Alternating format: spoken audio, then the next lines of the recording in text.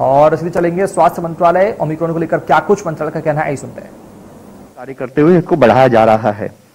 साथ ही जब एक स्थाई पर हम टीका कार्यक्रम में आगे बढ़ रहे हैं, हम आपके सामने ग्लोबल सिनेरियो भी प्रस्तुत करना चाहेंगे। इसमें हम आपके सामने सबमिट करना चाहेंगे कि अभी भी ओवरऑल बेसिस पर देश में, दुनिया में सर्ज इन केसेस नोट किया जा रहा है, और जिसमें कि मुख्यतः यूरोप में पिछले एक हफ्ते के अगर केसेस देखे जाए दुनिया के, तो 70% केसेस यूरोप से आए हैं।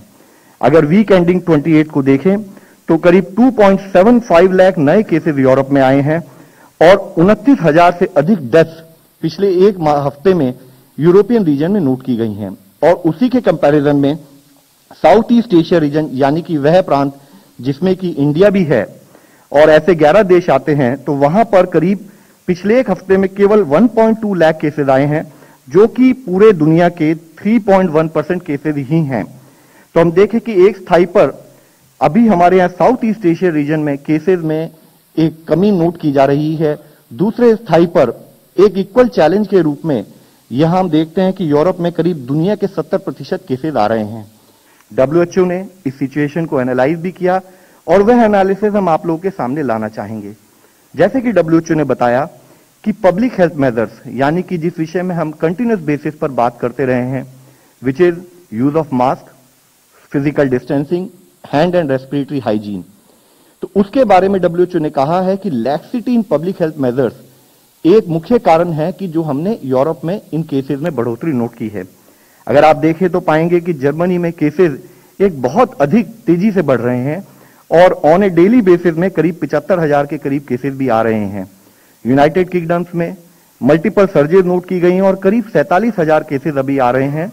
फ्रांस में केसेस में एक बढ़ोतरी नोट की जा रही है और बेल्जियम में भी केसेस में एक अधिक संख्या में नोट किए जा रहे हैं, जिसके बारे में मुख्यतः हम ये बताना चाहेंगे कि पिछले 2 महीनों में ही कोविड केसेस और डेथ्स यूरोप में ऑलमोस्ट डबल हुई हैं, और जिसका कारण WHO ने एनालिसिस कर जो बताया है वह यह है कि relaxation of public health and social measures, यानी कि use of mask, physical distancing and hand and respiratory hygiene. साथ ही जब ये रिलैक्सेशन लाए गए और केसेस में बढ़ोतरी नोट भी की गई, तब यह पाया गया कि उसके बाद जब फिर से मेजर्स को इनको इंट्रोड्यूस किया गया, तो या तो वह स्लो इंट्रोड्यूस किए गए या उस जिस लेवल का इंपैक्ट होना चाहिए, जिस लेवल की दृढ़ता होनी चाहिए, उस लेवल से उस पर कार्य नहीं किया गया, जिसके कारण भी वहां पर केसेस में कमी नहीं पाई जा रही है। इसके साथ ही तीसरा मुख्य अंश जो WHO ने बताया है वह यह है कि लो वैक्सीनेशन कवरेज कुछ देशों में, और स्पेशली वहां पर जो कि वल्नरेबल पॉपुलेशन है उसका कवरेज न होना भी एक हाई डेथ रेट का कारण है। हम आपके सामने यह डेटा इसलिए लाना चाहते हैं कि हम यह बताना चाहते हैं कि पिछले ऑलमोस्ट 2 साल की इस सतत लड़ाई में हमारे सामने कुछ लर्निंग्स हैं। वह यह है कि जब भी हम देखते हैं कि केसेस कम होते हैं तो कुछ level of relaxation community level पर भी हम महसूस करते हैं। जरूरी यह है कि इस चैलेंज को कंटिन्यूअस बेसिस पे समझते हुए इसमें कोई भी रिलैक्सेशन हमारे लिए हानिकारक हो सकती है, यह हम आपके सामने सबमिट करना चाहते हैं। इसी संबंध में एक और नया चैलेंज कुछ हद तक हमारे लोगों के सामने आया है, जिसके बारे में हम आपको बताना चाहेंगे। एक नया वेरिएंट ऑफ कंसर्न ओमिक्रॉन, जिसका टेक्निकल नेम है B1.1.529, यह दुनिया में नोट किया गया है।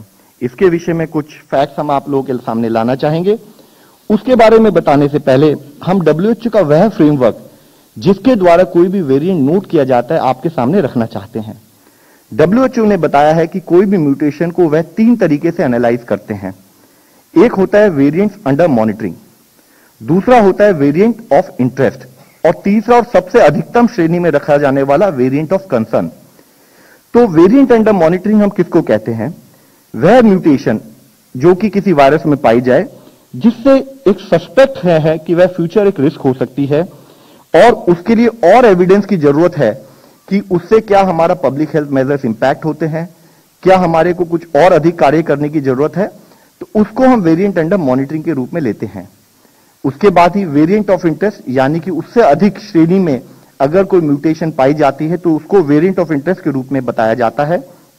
वेरिएंट ऑफ इंटरेस्ट वह म्यूटेशन है जिससे कि ये प्रिडिक्शन हो सकती है कि वो वायरस के कैरेक्टरिस्टिक जैसे कि वायरस का ट्रांसमिशन, वायरस के द्वारा की जाने वाली बीमारी की सीवियरिटी या वायरस के द्वारा इम्यून एस्केप और डायग्नोस्टिक जो हमारे डायग्नोस्टिक किट्स हैं या हमारी दवाइयां हैं वह उस पर विफल हो जाएं।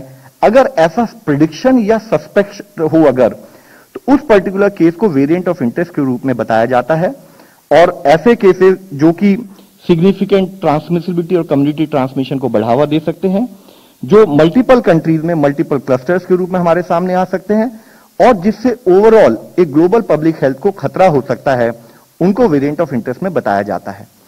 उन वेरिएंट ऑफ इंटरेस्ट यानी कि सबसे अधिकतम श्रेणी में रखे जाने वाले म्यूटेशन, उन वेरिएंट ऑफ इंटरेस्ट को जिससे कि प्रिडिक्शन के अलावा भी एक डेमोन्स्ट्रेटिव इंपैक्ट भी दिखता है कि यह जो इसमें चेंजेस आए हैं म्यूटेशन में, इससे या तो ट्रांसमिसिबिलिटी बढ़ती है या पब्लिक हेल्थ मेजर जो हम ले सकते हैं उनका इंपैक्ट जो है उसका नहीं होगा, उसकी जो डिजीज की सीवियरिटी बढ़ सकती है। जिस तरीके से वह पर्टिकुलर वेरिएंट अगर हमारी बॉडी में इन्फेक्ट करता है तो जो डिजीज की सीवियरिटी या क्लिनिकल डिजीज की प्रेजेंटेशन है वह और सीवियर रूप में हमारे सामने आ सकती है, या हमारे डायग्नोस्टिक्स हैं, वैक्सीन हैं, थेरेप्यूटिक्स हैं, वो इंपैक्ट हो सकते हैं।